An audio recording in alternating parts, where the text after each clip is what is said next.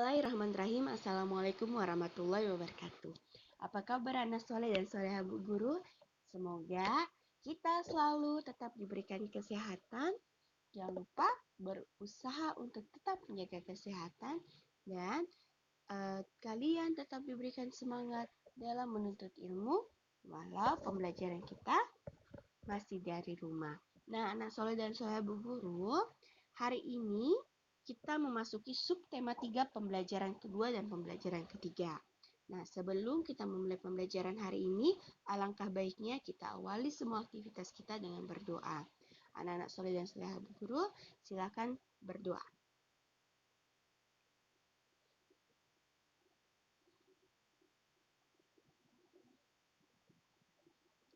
Berdoa selesai.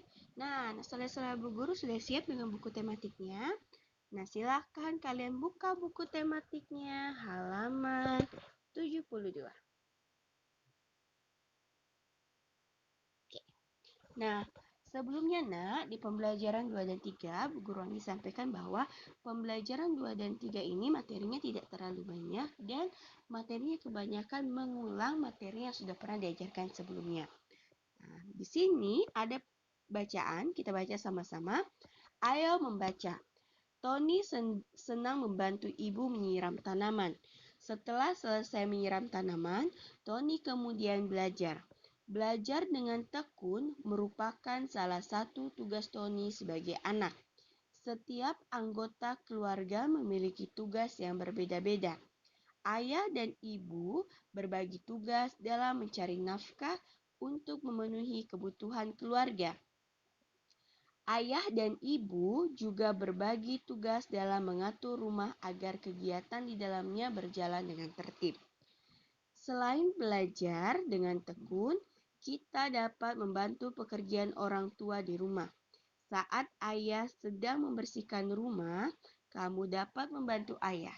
Misalnya, membersihkan jendela dari debu, kamu juga dapat menjaga kebersihan dan kerapian rumah. Misalnya, merapikan mainan setelah digunakan. Dengan begitu, kita telah meringankan tugas orang tua.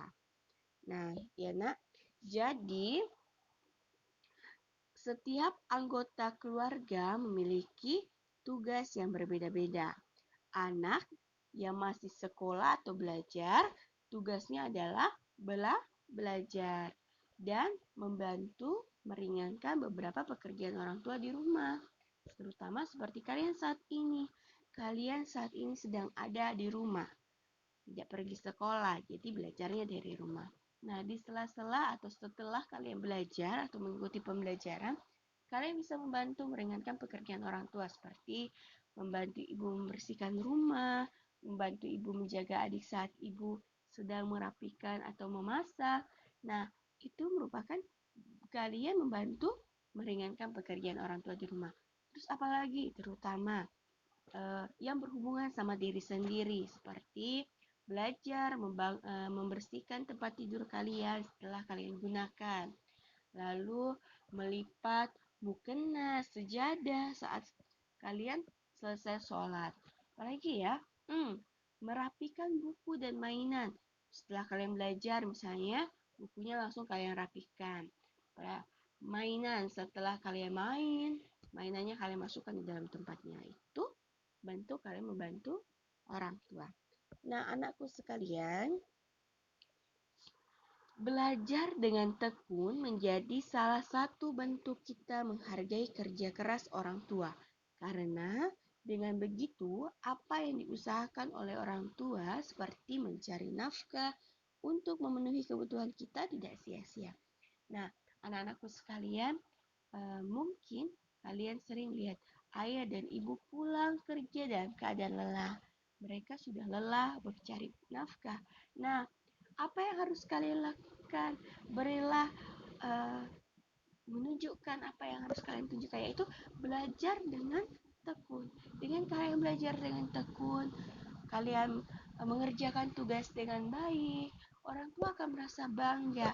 Orang tua merasa uh, lelahnya itu tidak sia-sia.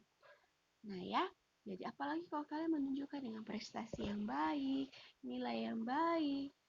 Nah, pencapaian-pencapaian baik itu akan membuat orang tua kalian merasa bangga, merasa, wah, anakku sudah memberikan yang terbaik.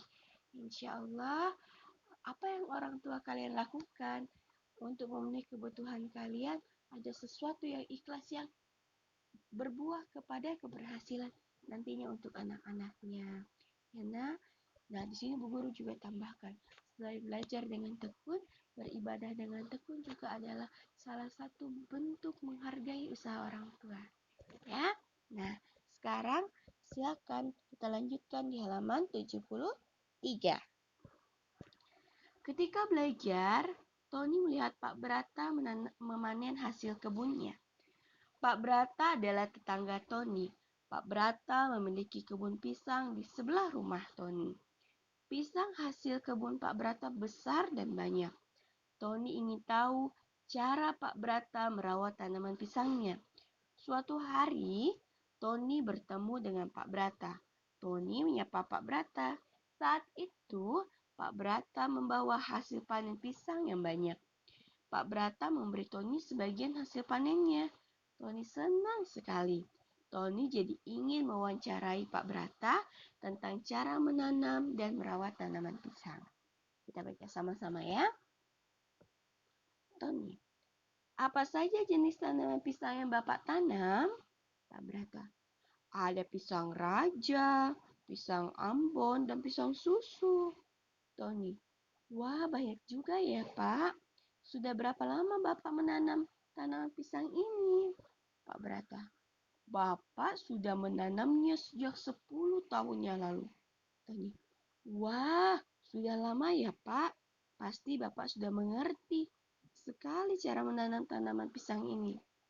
Pak Brata, tentu saja nak. Bapak belajar bertanam pisang dari ayah Bapak. Tony, pisang-pisang ini tampak besar dan segar ya. Yang segar ya Pak, pasti rasanya sangat manis.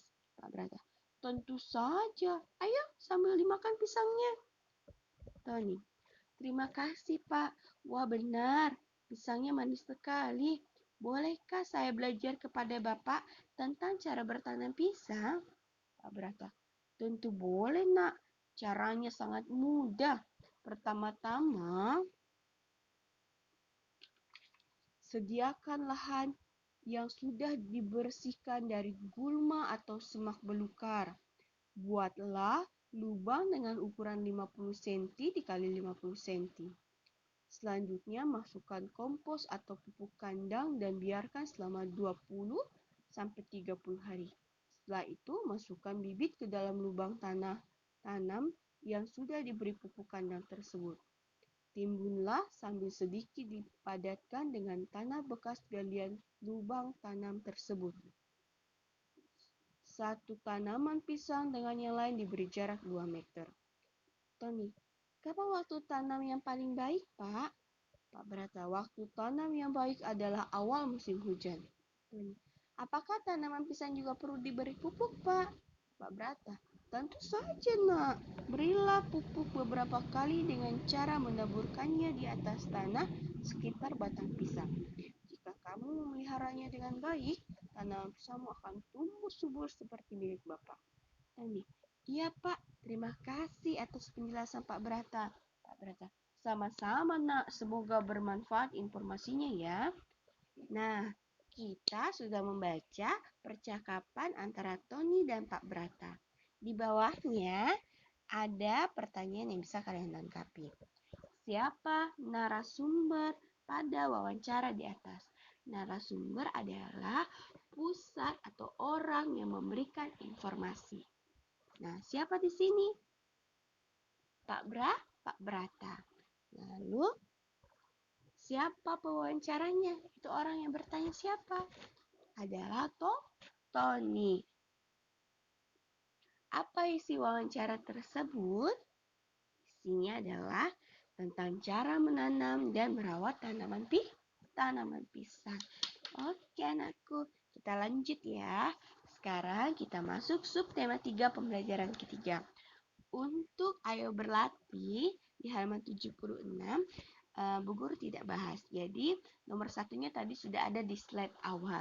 Nomor 2 pasti sudah dijelaskan oleh Pak Noto di pembelajaran sebelumnya. Nah, untuk nomor 3 dan 4 adalah pembelajaran PJOK. Nanti kalian akan dijelaskan oleh Bu Ulfa di materinya ya. Nah, kita lanjut di pembelajaran ketiga.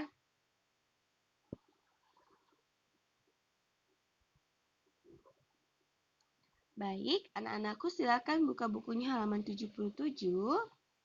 Nah, ayo membaca. Di sini juga ada bacaan. Kita baca sama-sama ya. Hutan merupakan tempat tumbuhnya berbagai jenis tanaman. Tanaman di hutan tumbuh secara alami. Hutan menjadi tempat hidup hewan dan tumbuhan. Hutan juga memiliki banyak manfaat bagi manusia. Ayo membaca teks tentang hutan berikut. Nah, judulnya apa di sini? Peran hutan. Hutan memiliki peran penting bagi makhluk hidup. Bagi sebagian hewan dan tumbuhan, hutan adalah tempat tinggal mereka. Bagi manusia, hutan memiliki peran untuk memenuhi kebutuhan manusia. Misalnya, manusia mendapat kayu untuk membuat rumah dan berbagai peralatan. Hutan juga menyimpan persediaan air yang dibutuhkan manusia. Pepohonan di hutan melindungi permukaan bumi dari banjir dan tanah longsor. Akar pohon dapat menahan air di dalam tanah. Akar pohon juga dapat menahan tanah ketika terkena air hujan sehingga tidak longsor. Keseimbangan alam di hutan dapat terganggu karena terjadinya berbagai peristiwa.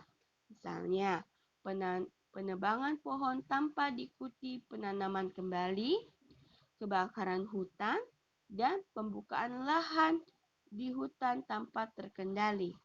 Penebangan pohon tanpa aturan dapat menyebabkan hutan gundul. Hutan yang gundul dapat menyebabkan berbagai bencana, seperti tanah longsor dan juga banjir. Kebakaran hutan dapat merusak lingkungan dan menyebabkan polusi udara. Mengingat pentingnya peran hutan bagi manusia, maka hutan wajib dijaga. Hal-hal yang harus dilakukan antara lain tidak menebang pohon tanpa aturan, melakukan penanaman hutan kembali, mencegah terjadinya kebakaran hutan.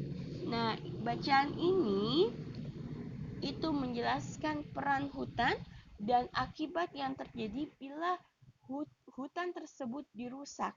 Ya, Nak? Nah, silakan kalian buka halaman 78 di bagian atas. Informasi apa saja yang kamu temukan pada teks di atas? Ayo buatlah beberapa pertanyaan yang jawabannya terdapat pada teks. Pada pembelajaran sebelumnya, di pembelajaran 1, itu sudah kembali diingatkan mengenai kata tanya. Ya. Nah, itu ada di pembelajaran 1 di halaman 65. Nah, di kelas 2, kalian juga sudah belajar membuat kalimat tanya dengan kata tanya. Ingat, yang harus kalian ingat adalah pada kalimat tanya menggunakan kata tanya. Nah, pada halaman 65 di pembelajaran 1 kalian sudah diulang-ulang kembali mengenai kata tanya. Waktu di kelas 2 kalian mengenal singkatan A, di, Simba. Jadi waktu di kelas 2 itu kalian diberi singkatan adik Simba. Apa itu adik Simba? Adik Simba ada singkatan dari apa, di mana, kapan, siapa, mengapa, bagaimana. Jadi di sini jelaskan dalam membuat pertanyaan atau kalimat tanya kita menggunakan kata tanya. Yaitu seperti yang Bu Guru jelaskan tadi, biasa disingkat dengan adik Simba. Apa itu digunakan untuk menanyakan penjelasan mengenai suatu hal atau benda, ya. Terus di mana? digunakan untuk menanyakan tempat. Apalagi nak? Kapan? Kapan itu menanyakan waktu. Siapa untuk menanyakan orang. Lalu apalagi mengapa? Mengapa itu digunakan untuk menanyakan alasan atau sebab. Jadi biasanya kalau kalimat tanyanya menggunakan mengapa, jawabannya biasanya diawali dengan kata karena. Terus bagaimana digunakan untuk menanyakan cara, proses, penjelasan, ciri-ciri. Biasanya begitu ya. Nah, jadi selain itu dalam kalimat tanya yang harus kalian ingat adalah kalimat tanya diakhiri dengan tanda tanya. Nah, di halaman 78 di sini dia ada contoh di tabel warna hijau. Daftar pertanyaan. Ini daftar pertanyaan dibuat berdasarkan bacaan yang tadi kita baca sama-sama, yaitu peran hutan. Jadi, kalian membuat pertanyaan yang jawabannya ada pada bacaan tersebut. Di sini ada contoh, nak. 1. Apa manfaat hutan bagi hewan dan tumbuhan? Kan ada jawabannya ya. Terus, yang selanjutnya yang bisa kita buat adalah di mana akar pohon menahan air? Bagaimana cara agar menjaga kelestarian hutan? Nah, itu jawabannya ada di dalam bacaan. Untuk ayo bermain peran, nah ini hanya penjelasan. Kalau ini ada di sekolah mungkin akan kita lakukan di depan kelas, nah ya. Nah, terus ayo berkreasi. Tumbuhan memberikan banyak manfaat bagi manusia. Tumbuhan dapat dijadikan sumber makanan dan bahan pakaian. Tumbuhan juga dapat dijadikan sumber inspirasi untuk membuat gambar dekoratif. Kalian sudah membuatnya 2 kali ya. Nah, kamu sudah membuat gambar dekoratif motif hias tumbuhan pada pembelajaran sebelumnya. Ayo membuat motif hias lainnya menggunakan bentuk tumbuhan. Nah, di sini ada contohnya. Gambar 1 adalah dia awalnya membuat sketsa, lalu hiasi dengan motif hias, misalnya menggambar variasi garis. Nah, selanjutnya warnai gambar agar lebih indah. Jadi, ada langkah-langkahnya dalam membuat dekoratif bentuk tumbuhan di sini. Yaitu pertama yang kalian lakukan adalah membuat sketsa pola ragam hiasnya. Terus hiasi dengan motif hias, misalnya menggambar variasi garis.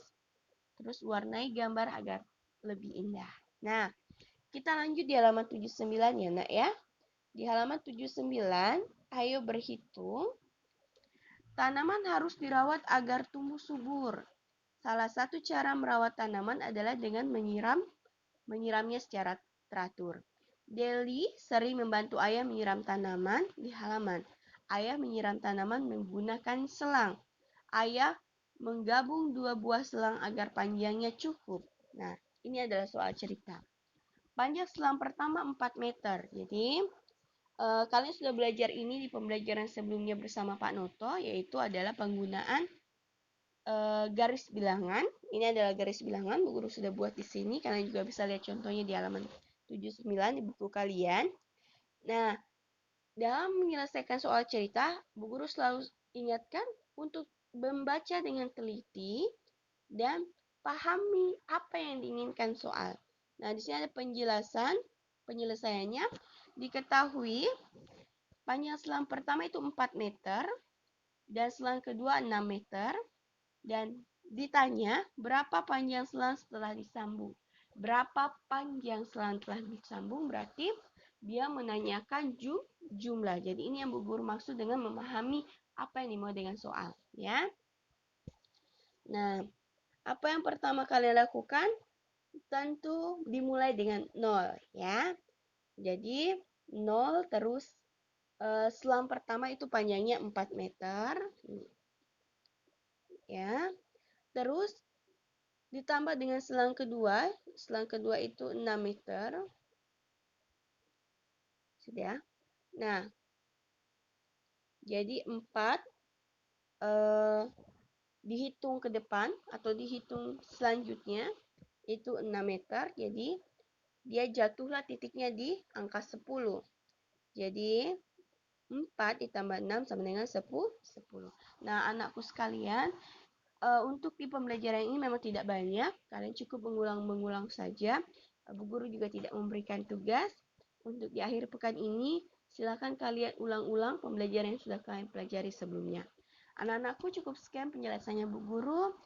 Bu Guru akhiri, wabillahi taufiq wa hidayah. Wassalamualaikum warahmatullahi wabarakatuh.